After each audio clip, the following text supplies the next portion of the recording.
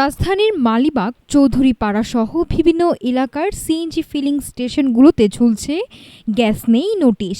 পর্যাপ্ত চাপ না থাকায় ঘণ্টার পর ঘণ্টা লাইনে দাঁড়িয়েও মিলছে না জ্বালানি।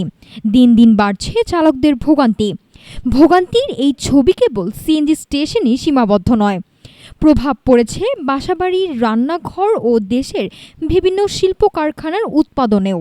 একটি ভাসমান এলএনজি টার্মিনাল বা এফএসআরইউতে হঠাৎ কারিগরি ত্রুটি দেখা দেওয়ায় জাতীয় গ্রিডে প্রতিদিন সরবরাহ কমেছে প্রায় ৪৫০ মিলিয়ন ঘনফুট গ্যাস।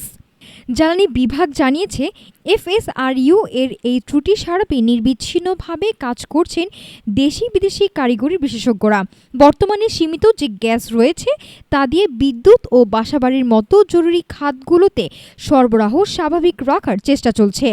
সরকার বলছে, দীর্ঘদিনের আমদানি নির্ভরতার কারণেই আজকের এই সংকট, যা স্থায়ীভাবে কাটাতে ১০০টি দেশীয় কূপ খননের পরিকল্পনা নেওয়া হয়েছে।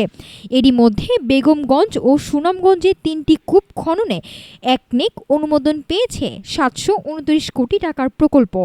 চতুর্থ এলএনজি টার্মিনাল স্থাপন ও ভোলার গ্যাস মূল ভূখণ্ডে আনা সহ একাধিক দীর্ঘমেয়াদী উদ্যোগের কথা জানিয়েছে সরকার। তবে চলতি এই সংকট কাটাতে ভাসমান টার্মিনালটি দ্রুত মেরামত করাই এখন প্রধান চ্যালেঞ্জ। নাফসা সামিয়া, ঢাকা টুডে।